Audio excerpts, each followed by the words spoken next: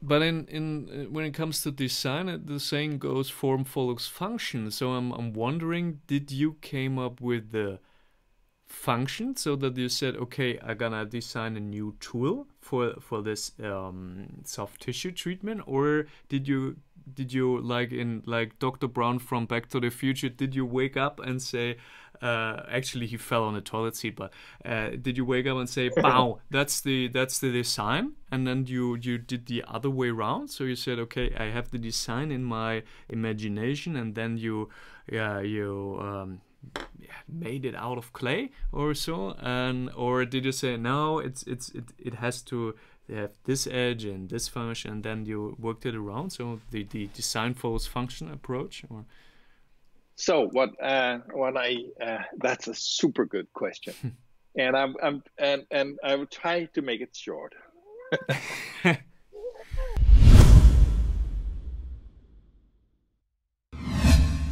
I totally agree with what was it, Charles Kinechin? What was his name? Charles. Charles Poliquin, he was known as the strength sensei. Well, if you Google him, so you will find he was the world's most successful strength coach. And yeah, But now he's passed. yeah, he passed away in 2018. So time Yeah. flies. So I was lucky to be So a certified kinetic chain enhancement practitioner under Charles, and so I did all his seminars in yeah, this kinetic chain thing. So that's really true. What he's saying, the gua sha tool should not be cost more than $7. And for two reasons. It is a 3,500-year-old technique that it goes from the principle, no pain, no gain. mm-hmm. That's why when you treat yourself with the gua sha correctly, you get bruised, and also you are getting a different approach to the tissue release than the one that the Heskiers represent. So I can talk a little about the Heskiers if both the tool and the method, because it's two things. It's a tool, but it also comes with a method. Yeah. And it needs a method because it represents three new techniques of approaching the tissue. Okay. So I just want to make sure that you want to have the introduction of what it is. So what it is it's a completely new way of addressing the human tissue. And it goes with two sets of curves and one set of points. And that means that you have three techniques. The one is hydration of the tissue. And I'm introducing something completely new here. I haven't seen it anywhere else. The closest I can get to it is the foam roller. But the foam roller has one significant problem. You are using your body weight. Way too much impact on the body. But even so, the roller, the foam roller, will always be a perpendicular pressure, like a straight down. Whereas that's not how our fascia is made. It's made like a crisscross. And if you just do a release in this way, you're not really getting the benefits of the system. Whereas if you go sideways, you'll have much more. If you work the crisscross way, you'll have much more impact. And that's the second of the techniques. We have the hydration, and that works with the capillaries, the windows in the capillaries. So there's more plasma in the tissue. That means more nutrition and more waste getting flushed away. And secondly, the release curves. And that's the one that you resemble to gua sha, but it's gua sha 2.0, because me as a designer, both designer and acupuncturist, I'm extensively product designer, extensively educated both in ergonomics, what's going outside the body, and also in homeostasis, what's going on inside the body. So I have these two knowledges that I can sip together. And that makes, for me, to see a unique position, because I can actually combine the expert knowledge of 2 points and address the human tissue in a new way. So that made it possible for me to do this. And lastly, as you say, the leverage, the ergonomic design of the tool, the whole thing is that it fits the body in all the curves, how we are built in the body. It also fits the hand in all the pressures that you have with the hand, and it mimics this. And it does it in such a way that's ergonomic that it, instead of having a pressure on the tip of your finger, that then transports itself to a pressure to this joint and this joint and this joint here. And actually it times up every time it goes up through the system. So 1 kilo here could be 10 kilos here. Mm. And what happens is that if you use the Fulcrum principle, which is you have two stones, a big and a small, and a lifting rod, and you leverage the energy that you put in, you can actually roll a big stone because you put a little stone in there. So that's the Fulcrum principle. It's incorporated in the tool in all aspects of it. So no matter where you are and how your hands are, you can actually release and use the Fulcrum principle in it. So it's super versatile, but also the techniques that I invented together with it opened a possibility to minimize the time spent on the treatment from usually 20 minutes to 99 seconds, about 1.5 minutes for the first results. And that's due to the technique of the hydration technique that I introduced. That is a very light touch, and it's like a sonar, like a boat searching for a U-boat. The sonar principle, it's a lot of small things going in there, but it just goes very deep. The sound waves goes very deep, and the kind of shape that I made from it is actually doing the same thing for the capillaries. You can go deep all the way to the bone, and you can actually release this blockage there is if you have a broken bone and you experience atrophy after a broken bone. You can regain your muscle tissue and your strength in the area due to the hydration, this sonar, because it goes all the way into the bone. And the periost that is around the bone and all the tissue in between the surface and the bone. So it's a kind of ripple effect. So exactly, yeah. And it's due only to the shape. So we share the feeling of sound, knowledge of sound, how it impacts frequency, impacts us, and that is I found a way. Whereas shape can impact the same. So shape can also influence frequency. It can influence us. So the way you're connecting with the shape, that's where you have this ripple effect. So as the curves here are designed to fit the body, then as it's you don't have to use power into it. You can just actually use gravity and just stroke. You'll have it on the webpage heskiers.com. But you can just stroke here, and back and forth 99 times will actually open this sonar effect. The shape will then impact the tissue, and it will open the capillaries. No, capillaries are so small. So to give you an example of how small capillaries are, if we took our blood system in one straight line, it would go from you to the moon and back again. So it's really, really small. You don't need to bash it with a cannon or a gua sha tool or a foam roller. You can actually just very, very delicately work on the surface and have a huge impact on the tissue. So it's a less is more approach. Indeed. And in fact, what I find is that the less is more is in these 99 seconds that then becomes a mantra of the technique, the 99 second or the 99 strokes. for the first result. Then it can go on and on and on and on. It can go through your body, but in average, you have a pain release in about 99 seconds. Okay.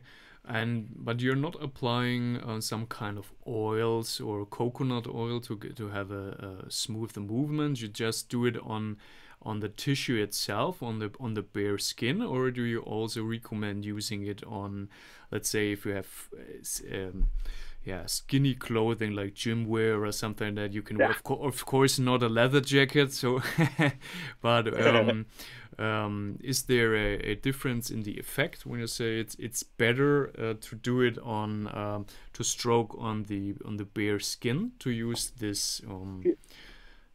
Feel the surface. Try to take your hands and just feel the surface. Yeah.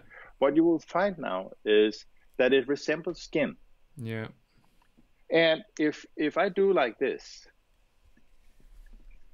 my skin floats. I'm not stuck. Yeah.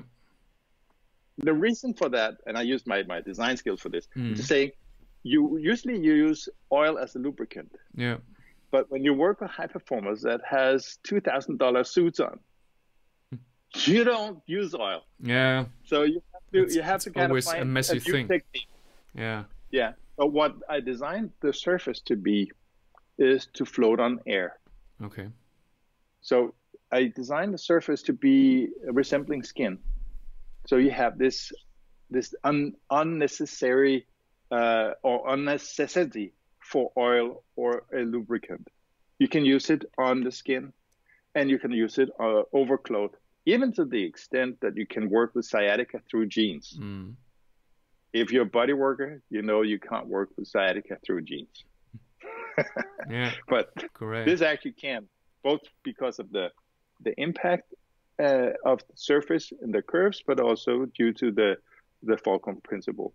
Which makes it even more versatile, because people, when you work with clients or patients, for example, if you're a complementary and alternative medicine practitioner or things like that, people sometimes tend to get uncomfortable when you say, okay, now you have to take clothes off in the gym and so on, and it's easier to work when you say, okay, you can leave your clothes on. So yeah, exactly. And also the versatility, just to take that into mind, is one of the things that I emphasize is empowered self-treatment.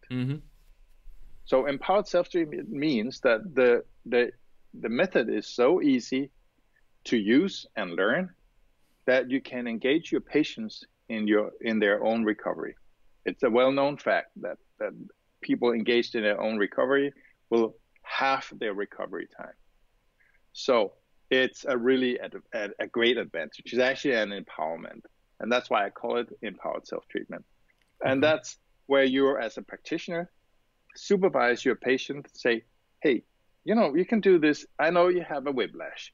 All I want you to do is to do this 99 times, 3 times a day, light stroke, and do it on both sides. You just have to do this on the other side too. That's what I want you to do until we see us next week. You will have a patient coming to you with a soft tissue, hydrated tissue, ready for your manipulation, whereas you can go in and do your things. You will become more successful in the results with the patient, and that also gives the opportunity for mouth-to-mouth.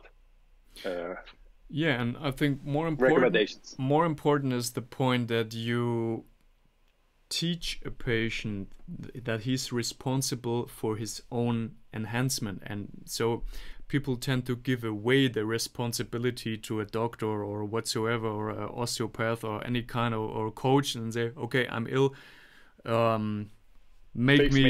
fix me. So and quick fix me. So they're always looking for a shortcut. And when you say, okay, if you're not it's not spending, it's investing. And when you say, okay, get a useful tool and an affordable tool, there's no barrier in any means of money. So when you say, if you're not worth $50, so go and Yeah. die. So I have to, I have to say this drastically, because if people, I mean, if they wouldn't buy any crap oil for their car, but yeah, that's the point. So true, so true, and that's such a good point to make. This that you are responsible for your own health and you're worth it. In regards to what you're getting out of it is that you're not only getting a tool, you actually get a method that goes along with it, free from the web page. You can go in and get videos like the one I sent to you. You can learn the method. If you want to specialize as a practitioner, or you really want to learn it as a fitness coach or fitness trainer, personal trainer, you can take a course. And if you want, we can make an offer in the end. We can talk about it now. You can put it in. So what I have certified Heskiers practitioner, CHP educations, and I have one in general, and then I have one in sports performance, and then I have one in beauty, because you can actually use it for wrinkles, for facial rejuvenation and cellulite very successfully. So these are the educations, and you can also become an instructor. And I have the first Heskiers Academy is up and running. Okay. So I'm spreading hopefully out through the world. So we'll see how that goes. We actually have two now because we have one here in Seattle also. And what I'm advocating is to people, like, get empowered in your self-treatment, but also I think that you as a practitioner could be way better helped than existing. Like you're spending a lot of time educating yourself as a practitioner, and a lot of money. Learn more to earn more. Huh. Yeah, but there's one thing, is that the hands are the one that is a very, very important part of your administering your trade. Correct. And if I can help you saving your hands, and by the way, also give you a few principles that can emphasize or strengthen this investments that you have made, it's a pretty good deal, isn't it? Yeah, that's the thing I talked to before the recording. When you say, because you cannot work all day with your hands on a patient, I mean, after the 10th patients, your hands are crippled, because then you look like Edward Scissorhands. That's for all those who are not old enough to know the movie. But that's where a useful tool comes into play, because you can work with leverage, and you can, as you said, save your fingers. So, and do you think there are any kinds of, let's say, red flags where people, if viewers view our interview now, do you have any red flags where you say, if you suffer from ABC, please do not recommend it? Of course, everything we say are not health claims, just for the records, but anything you say, if you suffer from ABC, XYZ, go and check a practitioner first, or consult a doctor or whatsoever. Or yeah, I completely agree on this disclaimer. There is, what we're discussing now is for causing a conversation about health in general, and it's only whatever we are talking about is suggestions and if it comes down to it, it's always go and see your practitioner. If you're in any doubt, if you don't know what to do to engage with your own health, you have to go to your practitioner. And also, the disclaimer also says, in the moment you are actually working with yourself, you also assume the responsibility for yourself. So it's just to make sure that we have that in space and clearness. The question you were asking, can you repeat it, Bernd? Do you have any red flags or yellow flags Yes. where you say, okay, please absolutely don't use it if you suffer from, let's say, X, Y, Z? Yes. I have a few. So first of all, if you have a surgery made on you, you have a fresh wound with clamps and stuff, don't use the tool on it. If you have psoriasis or things like open wounds on the body, or something that could contaminate others, don't use it. And after the surgery, if you have a surgery here, that you are using it close by, but not, and it's a very delicate use. There's another thing that I would like to say also. Me having just had a ski injury 1 month ago, where I, because that happens when you're when you're from our injury, our region. So I ski when I can, and what happens was I really got a bad sprain and a lot of edema in my leg, and I immediately administered this technique on it, and I could walk on it right after. I used the Heskiers, and in the weeks after, now I was just up skiing yesterday, and this is I had that injury before, and it put me out a full season. But I could do it this now with the administering of this technique. I could go up and ski full on. Okay. Yesterday. So do you think it helps with kind of drainage when you have for example, two things. According to your example with the accident you had with skiing, it's also if you have an inflammation, you also have this water retention in the area. So do you think it helps getting rid of excessive water in the tissue? And the second thing is, which goes along that, and that's a question I think which is important for me as a practitioner to know.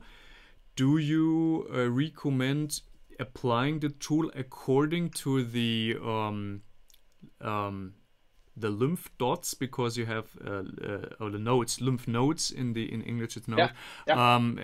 Do you work, for example, on the upper extremities, let's say in the upper arm, in the direction of the lymph nodes in the axillary and so on, and the same if on the hips and on the legs and towards the palms and the foot?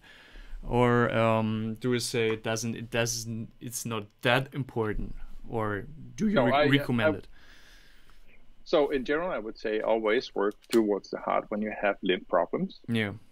But in saying, take your first question, and that was, does it work for water retention or edema?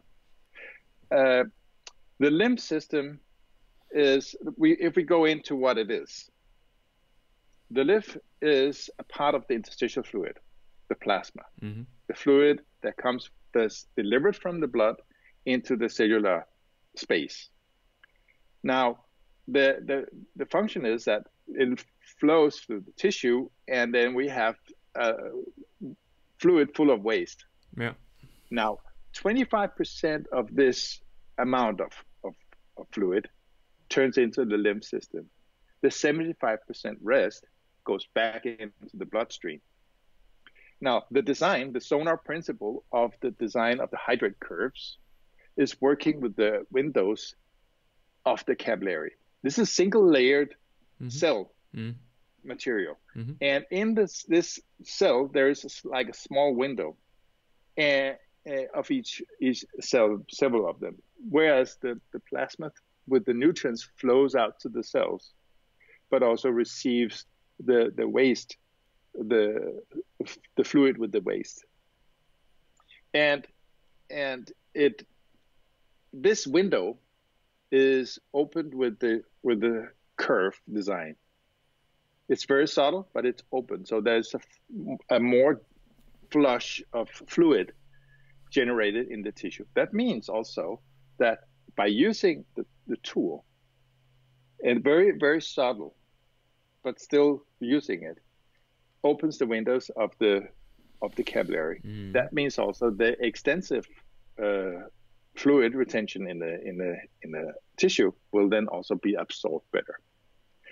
In regards to your second question, which is, do you administer normal lymph drainage techniques, whereas it goes from the extremities proximal towards the heart, towards medial? So the thing is, I say yes, you do that, but as an acupuncturist, whereas I know that the outer extremities, this like the finger spots or here in the face and also at the feet, is where we're getting the chi into the body. Yeah.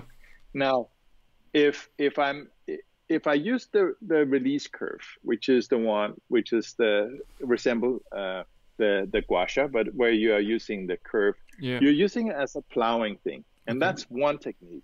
But if I use the hydration curve, which is the rounded one here, or here, and that's where I'm like a 2-finger technique, just stroking 99 times. That has a technique, both of them actually does, but has a technique of leading it. This opens the capillaries, and it also, as I stroke back towards the extremities, outer extremities here, I'm actually activating the chi. So I'm helping the edema going to the heart, the lymph system, but I'm also activating the energy in the system. And it's remark again that it is without a pressure. You just use gravity, nothing else. Gravity is the brand here. So it's also kind of yin-yang thing. When you're, for example, depleted in yin, you can enhance your yin by using it. Let's say when you have, cool. Yeah. And that's because the yin is the resource for the yang. It's the foundation. It's the yang comes.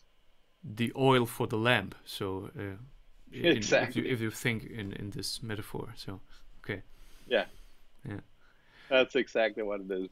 And in terms of applying it, so you said you work without pressure, but do you think, for example, let's take the arm or bigger muscles on your upper legs, does it play a role where you start, or do you just work on it? So let's, for example, do you start from a medial point and work outwards to the lateral side, or is it vice versa, or is it irrelevant?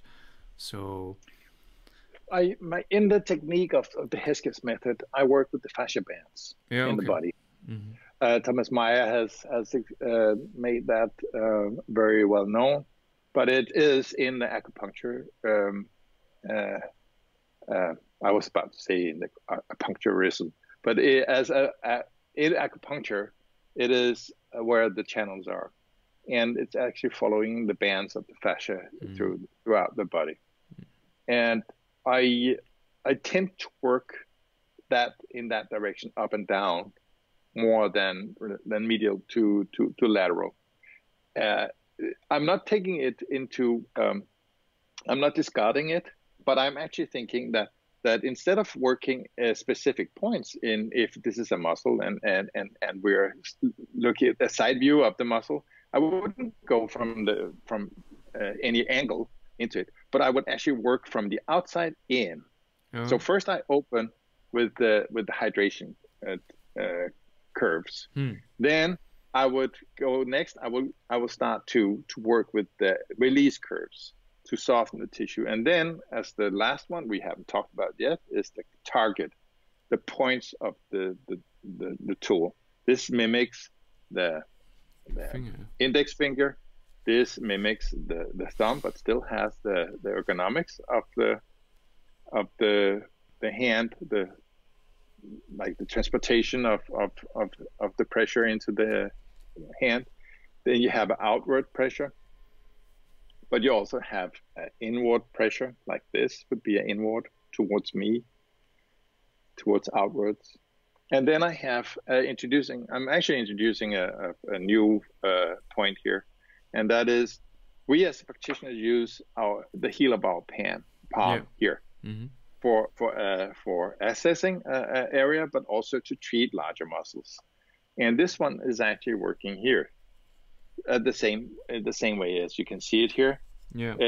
As you have the mimic of the bone here, but it's still administer a ergonomic disperse of energy into the hand.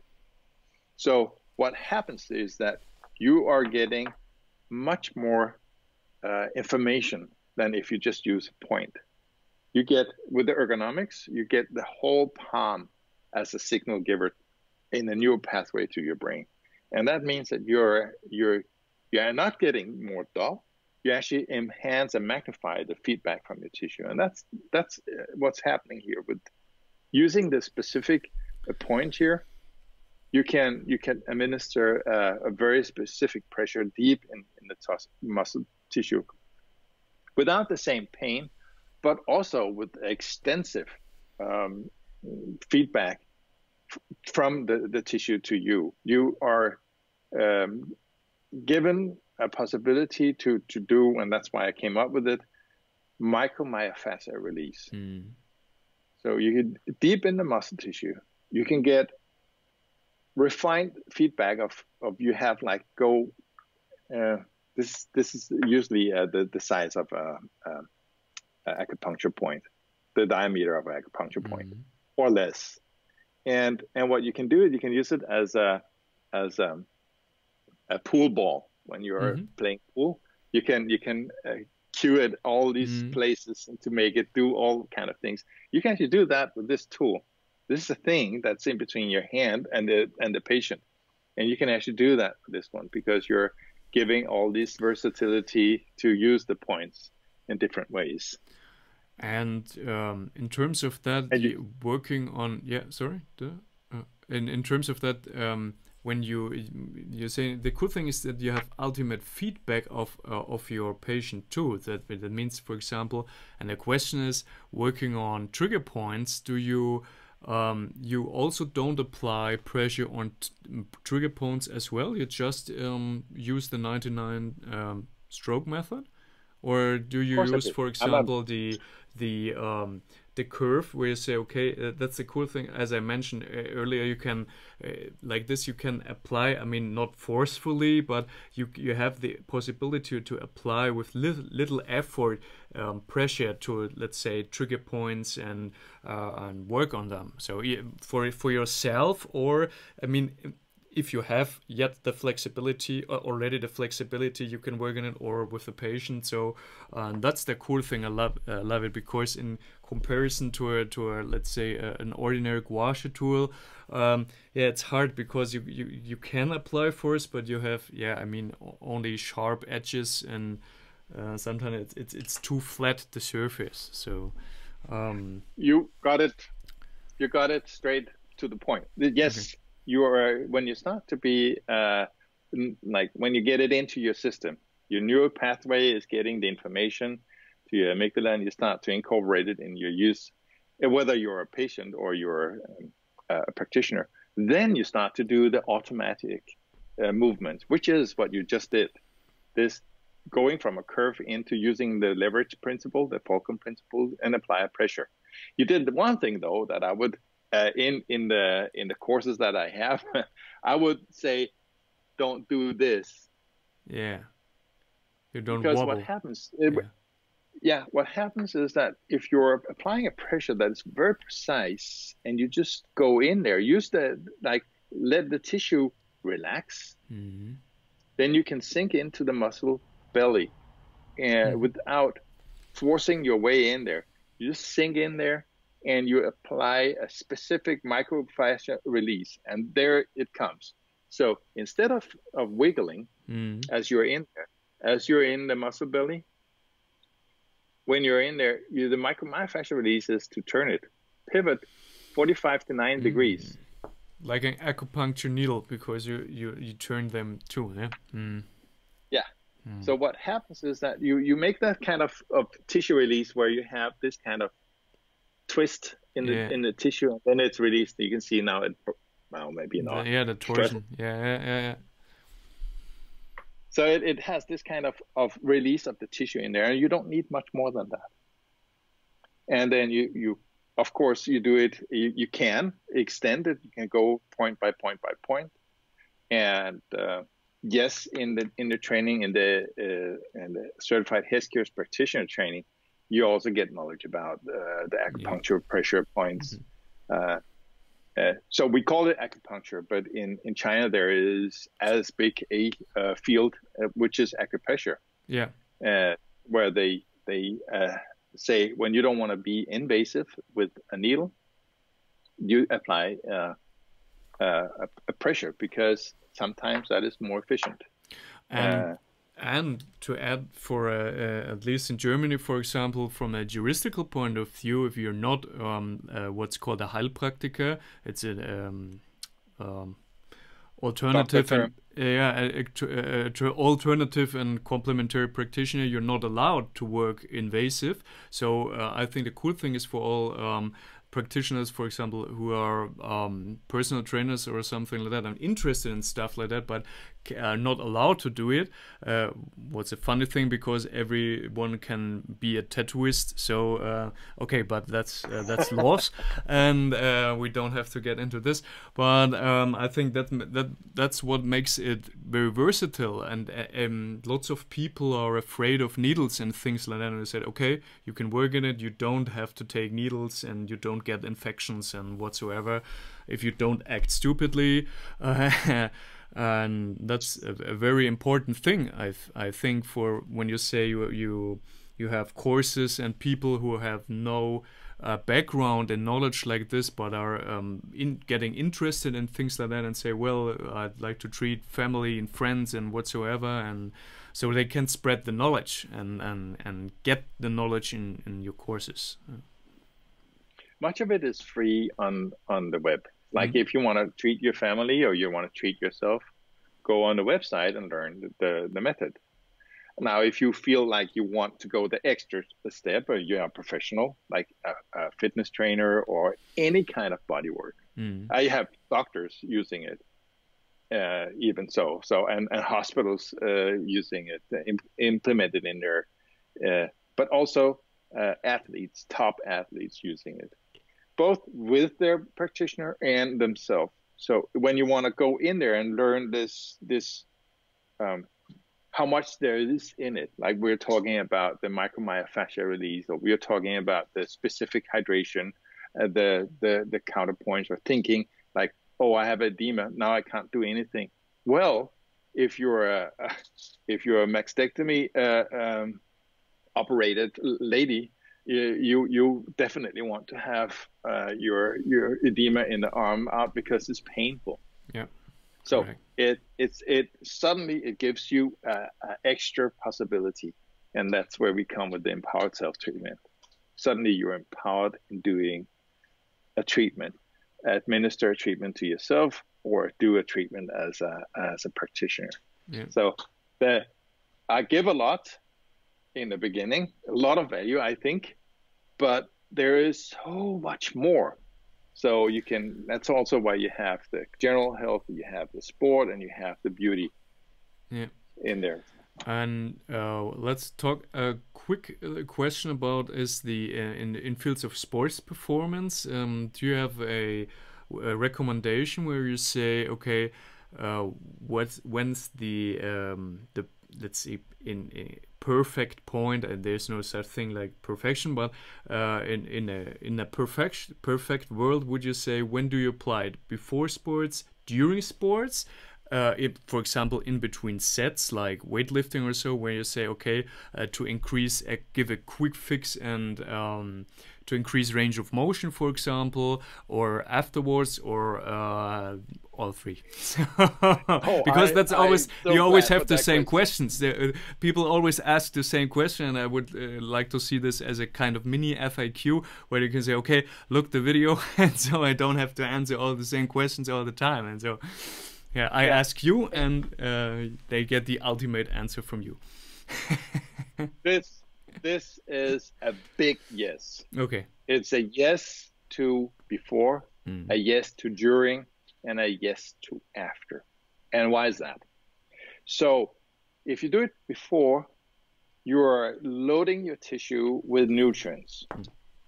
If you're doing it during your sports, it's because you're having a fatigue or you have an injury. You want to keep the steam of the engines up. So you load the tissue. And because it's so fast, 99 seconds, you can do it within sets. You can do it during. If you're out, while like if some of the sports has a aggressive team and a defense team, if you're in there, you can do it yourself, or you can do it with your practitioner in the team.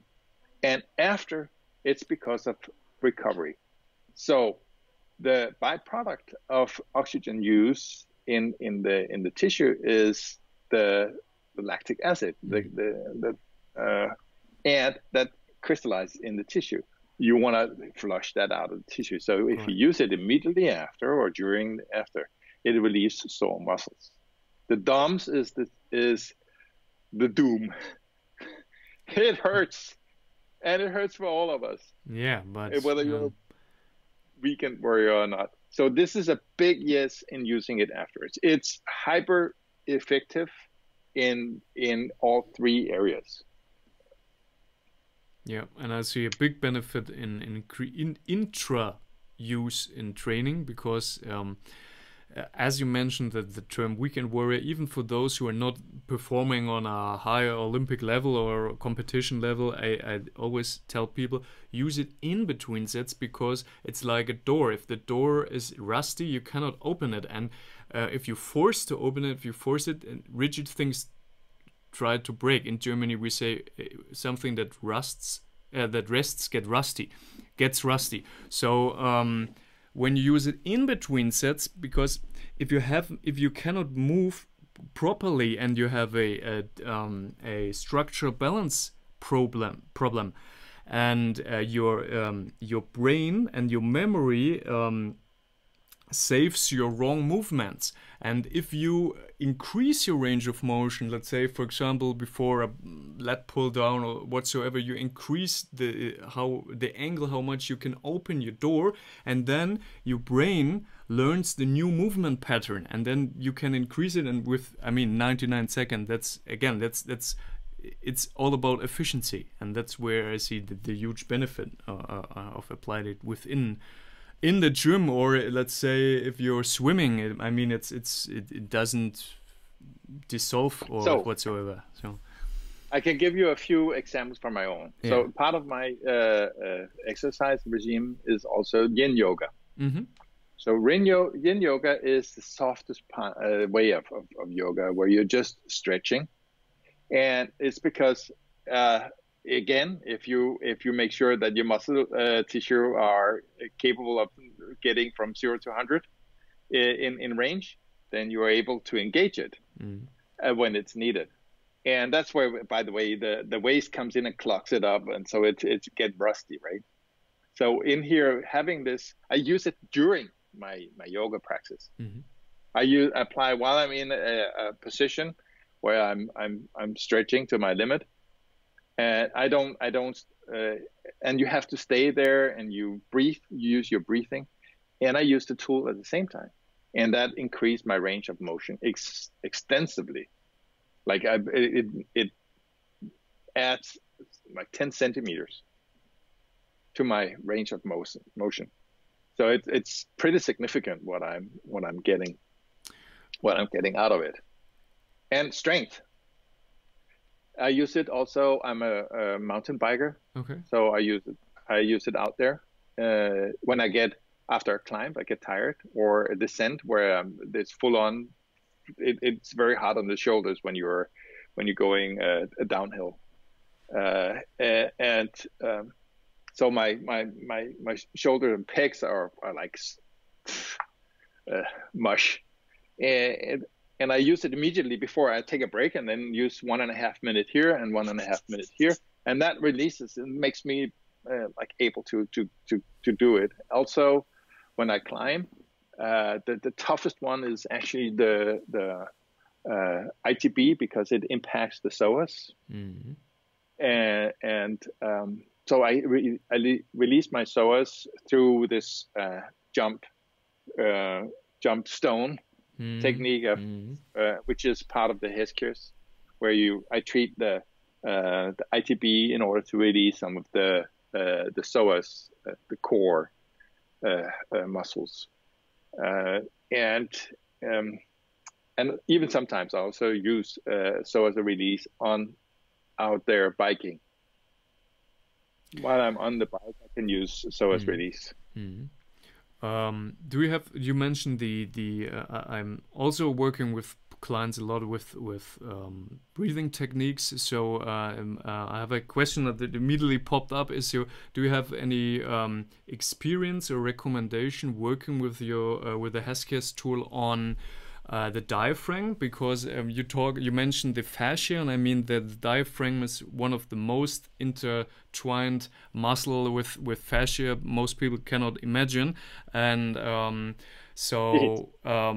working with frequency specific microcurrent, I learned that the diaphragm it's the first muscle you treat, because when you release, well, you actually don't release it, but if you soften and tighten it, everything from breathing to moving and to whatsoever gets so much easier. So how would you apply the Heskier tool? Just in a few sentences, would you just work on the rib cage, or which edge would you use? Or so what you can do is you have the rib cage here. You can actually go behind, like this. That's and what you can go in, and you can go in. This is the outer, and this is the inner, where we have the diaphragm here. You can go in and apply a pressure, but you can also apply pressure like this. You can actually, and the way you enter the tissue is you're not into it. You're actually just sinking in, letting space be there, and then you can apply a fulcrum principle that goes together with it. However, I will say also another thing.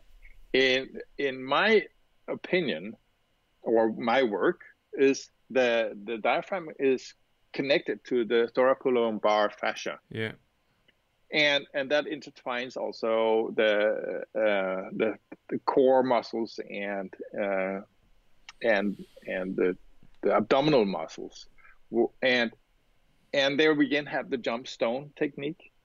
So if I apply a pressure to the QL, quadrilumbar muscle, I can release some of the tension in the diaphragm. When I want to go deep into like the dome, top of the dome of the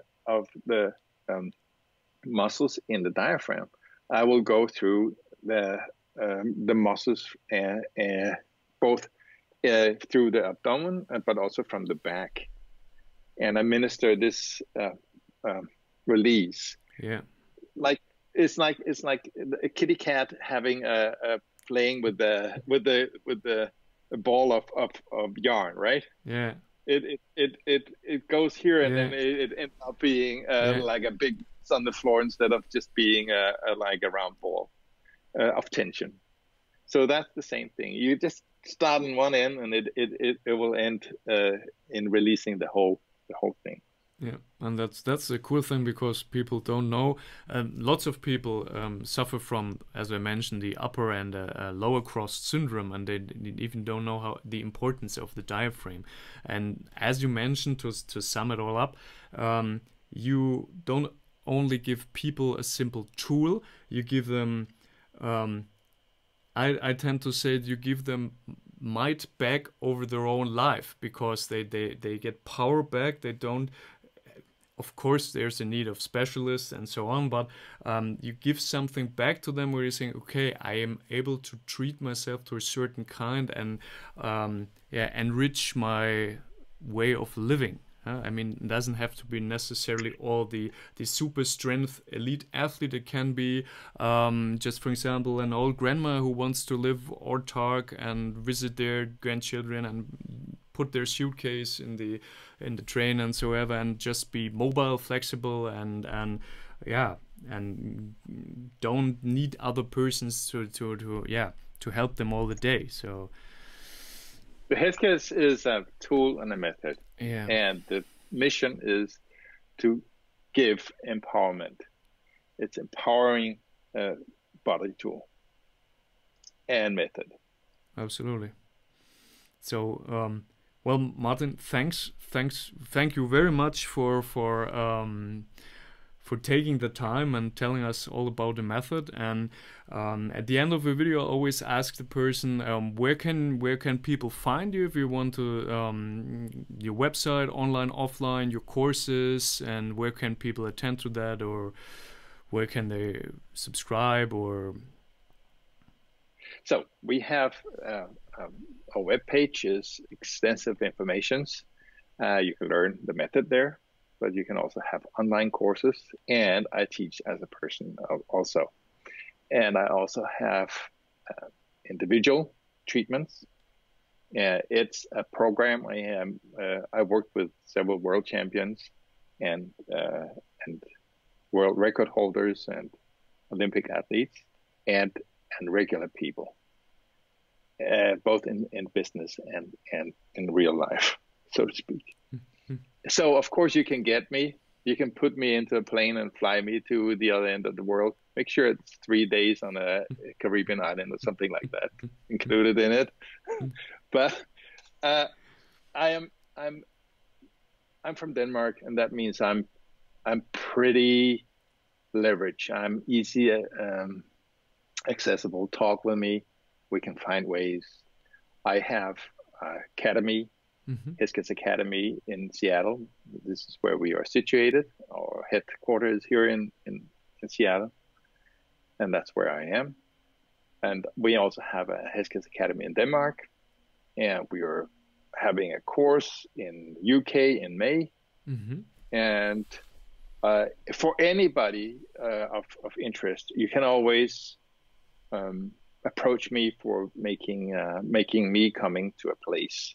Okay. In regards setting up a course or doing individual treatments. We also have instructors that can travel out to do work. We also work with companies, company health, facial rejuvenation, and sports. So we are very versatile. So go to the Heskiers.com and get the basic informations there and connect with us, and we will find ways. Okay, for those who watch it, I put it in the video link description, and you'll get all the information, so you don't have to put out a pencil and write everything down. Okay, once again, Martin, thanks a lot, and vielen Dank for taking the time. And yeah, to all the listeners and viewers, I say stay healthy, and thank you for watching. Yeah, why not? There should be a Heskiers course in Germany. So yeah, there should be a Heskiers Academy in Germany. Oh yeah. Well, the area where I live is kind of special because it's Franconian, and Franconia, when a patient comes, and you just to imagine how they, I mean, it's an exaggeration, but when you say, do you drink alcohol? And I say, me, of course not. And then if you say, and do you drink beer? Sure. Huh? So that's the way. So and that's a way of thinking. The Franconian is more, if he has his beer and his not so healthy food, he's happy. So that's a kind of problem. So. Yeah. That was a funny one. Yeah, so that's how I explain it to foreigners, and they always say, oh, okay. They're kind of strange. No, I got it. I get it totally. Yeah. Okay. And have increased flow. But in when it comes to design, the saying goes form follows function. So I'm wondering, did you came up with the function so that you said, okay, I'm gonna design a new tool for this soft tissue treatment, or did you like Dr. Brown from Back to the Future, did you wake up and say, actually he fell on the toilet seat, but did you wake up and say, "Bow, that's the design," and then you did the other way around? So you said, okay, I have the design in my imagination, and then you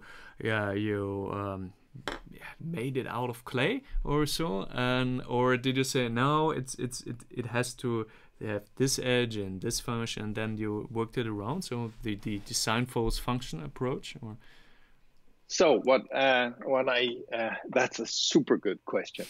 And I will try to make it short.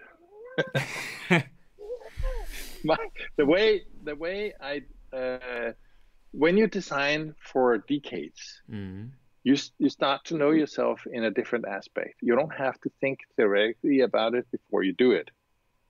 You are synthesizing multiple impacts of inspiration and knowledge and function, and like aims to better a certain thing.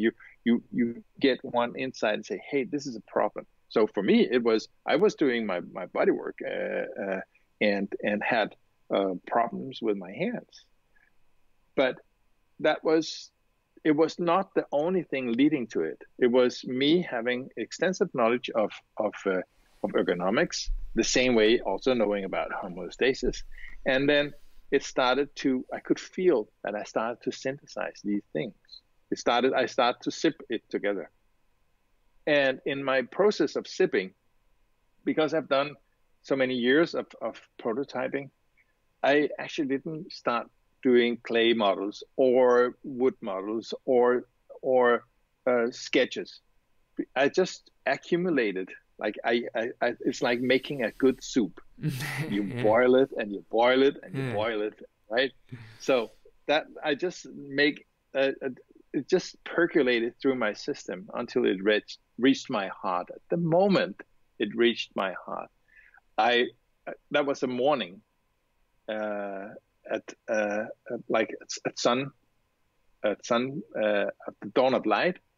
I was already on my bike, bicycling to my father's studio, and he's a collector of pieces of wood.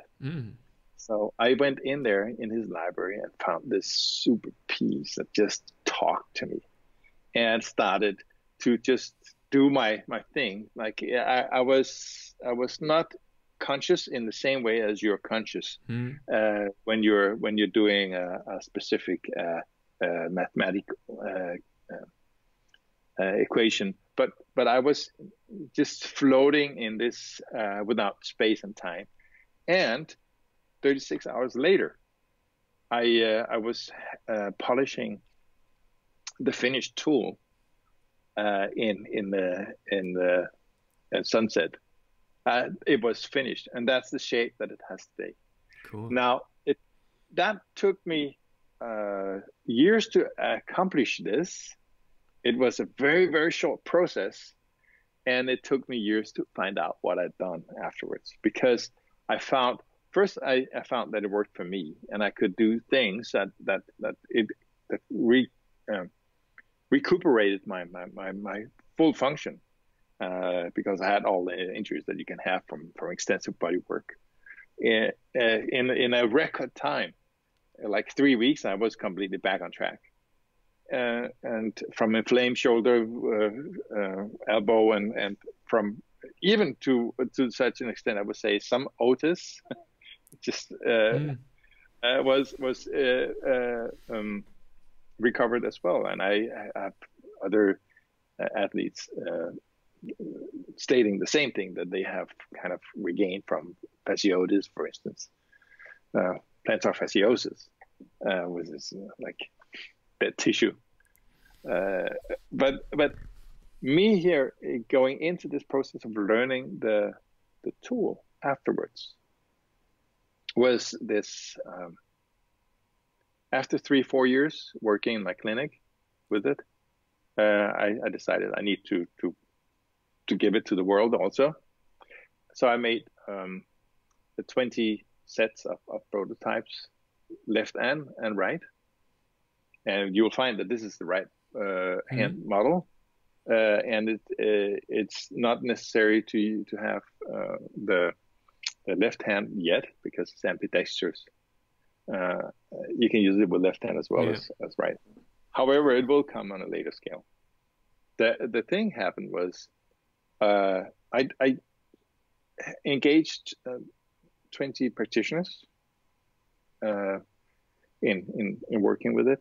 All of them was right-handed, by the way, in different fields, and they were in a 3 months test where I gave them a set, and then I lended them a set, and then 3 months later they could give me the feedback of how they used it in their clinical practice. At the moment I asked them to give back the tool, they said, "No fucking way." Yeah. Yeah. They had implemented it in their practice, and they said, like, "You're not getting this back." Funny enough, 3 of the 20 used the left-hand model in their right hand. Mm-hmm. I so mean, it's not a problem. Me that it was ambidextrous. Although it's kind of perfect in your hand, you can use it on the left as well, I think. So and as you said, there's the funny thing is because they said I won't give it back. I had recently last week I had a client of mine in my personal. He's 19 and he's been training with me since he was 15 or something, and he has some kind of scoliosis and so. And I say, hey, I have a no tool, and he's always, because I always have no tools, and he says, yeah. And I said, no, I won't use it on you. Go for yourself. And I put it on the desk in the studio, and then he was walking around and looking, and then he just did this after doing behind the neck press, and he said, yeah, this is one of your new tools. Oh yeah, this feels so good. And it just was so funny because he literally did 2 or 3 strokes and said, oh yeah, wow, and within the sentence, yeah, it's one of your new tools, and oh shit, this feels so good. It was so funny, and I said, shit, I should have recorded this because you cannot fake things like that. So I mean, this was so hilarious, and yeah, and oh god, this is so good, and I said, okay, good. Yeah, so as a feedback for you, so. That's wonderful. Oh, I so much wanted that to be on video.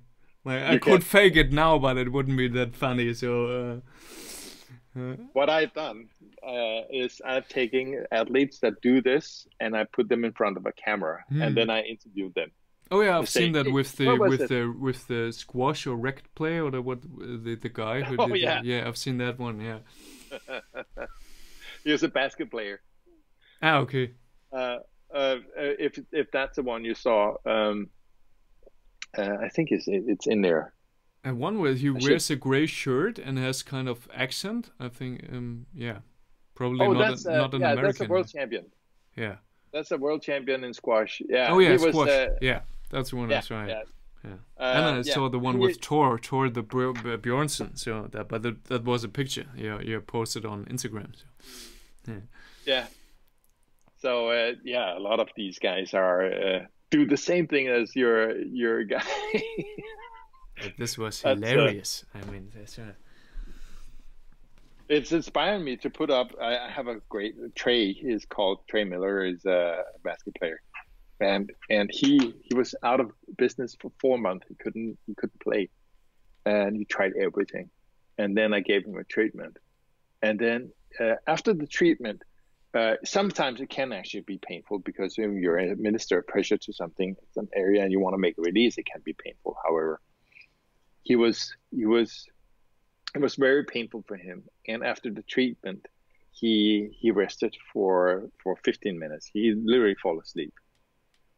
And then he's getting up. The first thing that happens, and I always have my patients doing that, is to move around, because your body has to experience the change of situation. So body memory is that this is how it was, and you have to realize. So you have, say, 99 seconds where you're moving around, where you suddenly understand that it has changed. And I got that on video. He's like, yeah, sure. And then he walks upstairs, and then he comes back, and then he starts. And within the time frame, the 1.5 minutes, suddenly it blows his mind. He's like, fuck, it works. Yeah, that's it. Pretty much the same reaction. I said, now go try it. Cool. So, but that could, I mean, this the study that you're doing, and I like the cumulative approach to your PhD is really interesting. This could be the window for making it approachable for the whole world to get into this empowered self-treatment. And there's a lot of tools. This is one of the best I know of. Okay, I designed it, but that's not the thing. It's really helping people to less pain. That's the most important thing. Absolutely. And this is the mission, is to lower the experienced pain in the world. Yeah. The muscles we can do. I can't do much about the other things, but through the muscle, the muscle experienced pain is a bitch to live with. Yeah, because lots of people have this never-ending pain, and that's a real problem. And I also think if you can use it as a kind of relaxation tool, you can also.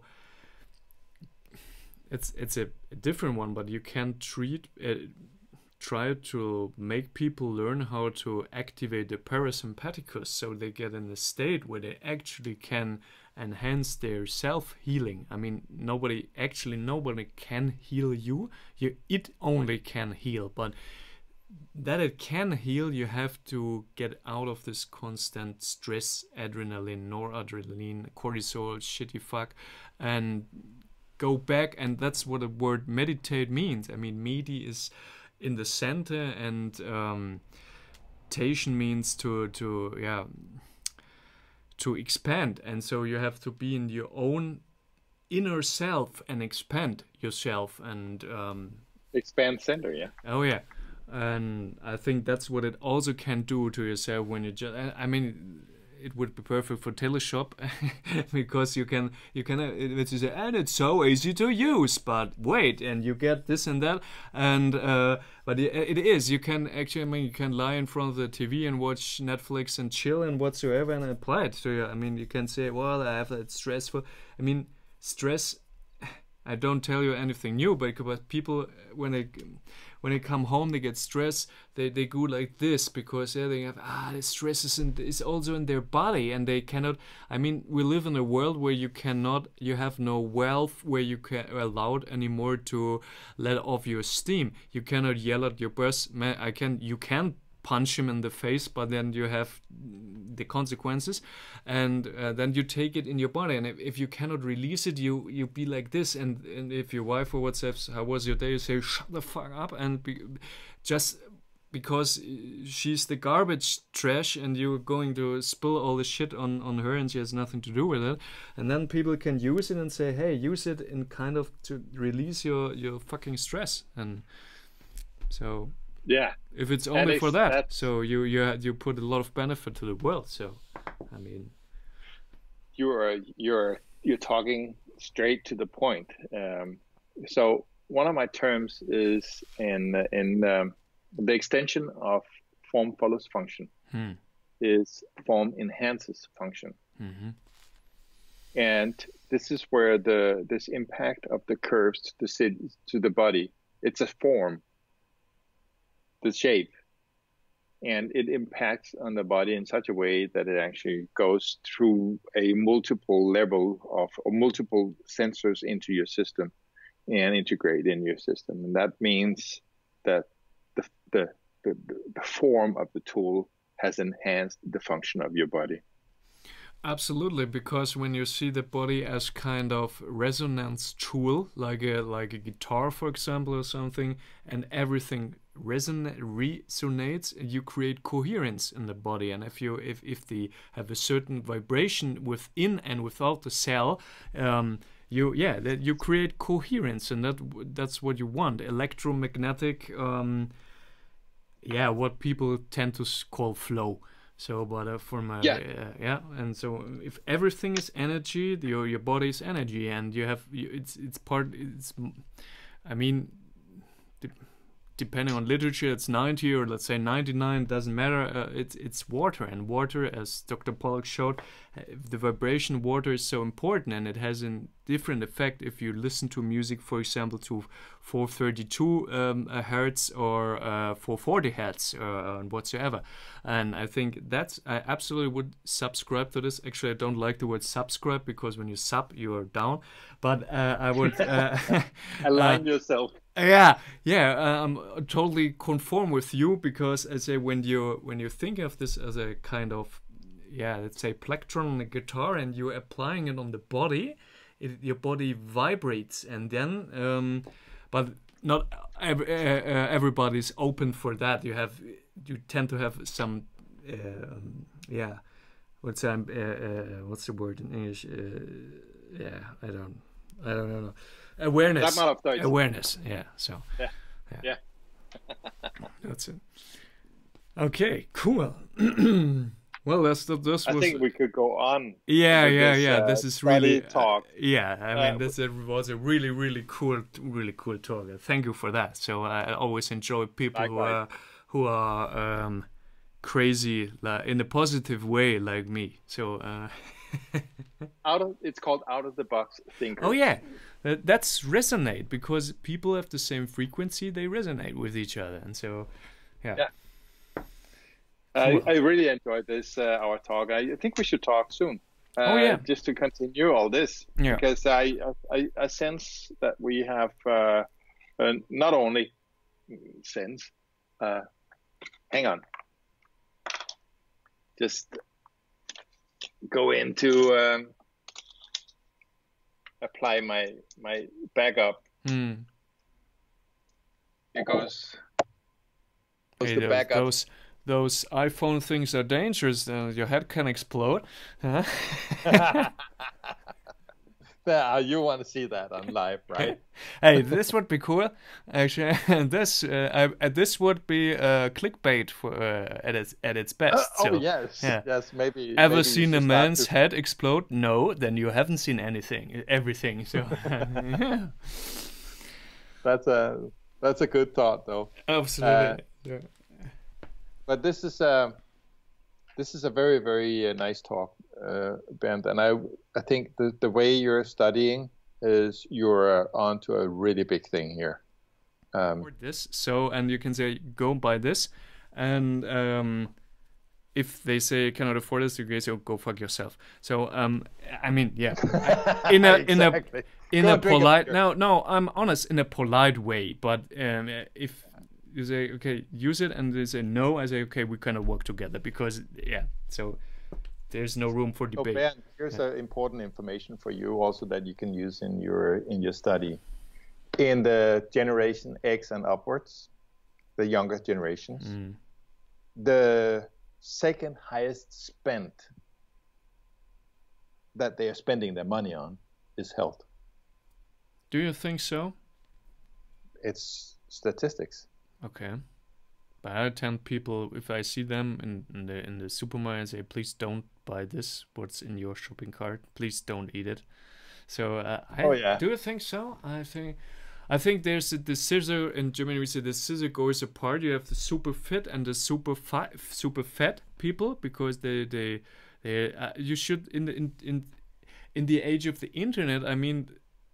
I think everybody should know anything, because you don't even have to. I know the time where there was no internet, or it was so super slow that you can make a coffee before you can see a web page, and you actually had to go to a library, and you had to go out and look for books, and you could rely on that the book you were looking for was not there.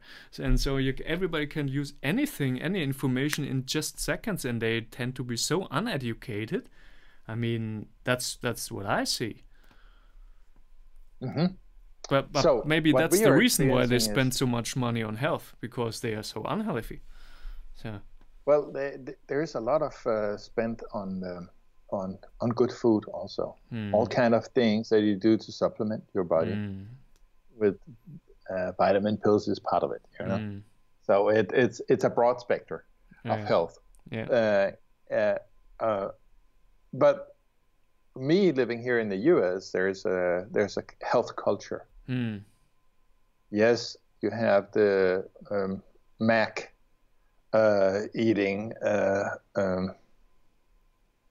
What's like the unhealthy movie called Super Size Me? Yeah, he actually did. Have you seen his second movie, Super Size Me 2? Watch that. It's on Amazon Prime. I watched it a couple of days ago, and he sets up a fast food store with chicken. That's so fucking cool. About big chicken in the US. Really cool. I highly recommend watching this. Okay, I will do that. Yeah. So that's oh my. Oh yeah. I already have goosebumps.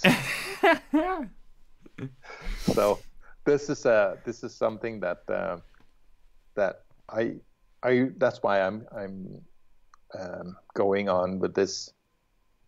Take on your responsibility for yourself. Start to be a part of your own self-treatment. Become your own practitioner. Work together with practitioners. So what I'm trying to do is to bridge the gap in between the practitioner and the patient, which the allopathic medicine did so much to do in order to optimize their position. So they can take this horrendous amount of money for something that should be like a tenth. So like the medical like pills cost 10 times out from Germany in US for the exact same product. It's so hilarious. So that's what they did in the allopathic. What I'm doing is to bridge the gap, make these two become one. So it's the old Chinese way of the doctor in the Chinese town in the old times was not paid until they were healthy. Yeah. But then at that time, he was also paid extensively. And some of the biggest payments I've seen is actually during my time in China. For one practitioner giving one treatment and getting a full year's salary for one treatment. That's pretty nice. Oh yeah. And you do that. That's efficient. That's efficient. Yeah. So. Yeah. So it's different way of thinking, and I think we could empower the world. Absolutely. By going this informative way. Yeah. Yeah, I mean, you cannot teach people anything, but you can make them think about things. So, and then leave it down the throat. Yeah, you can plant seeds, and then if you dig it all out and see it didn't grow, so leave it. Yeah.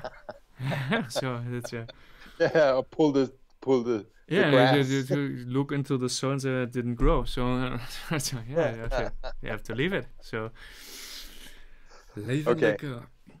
Okay, well, Martin, I wish you an energetic rest of the day, and thank you. Likewise. I'll keep you up to date and mail you all the things when I'm done, and you'll let me know.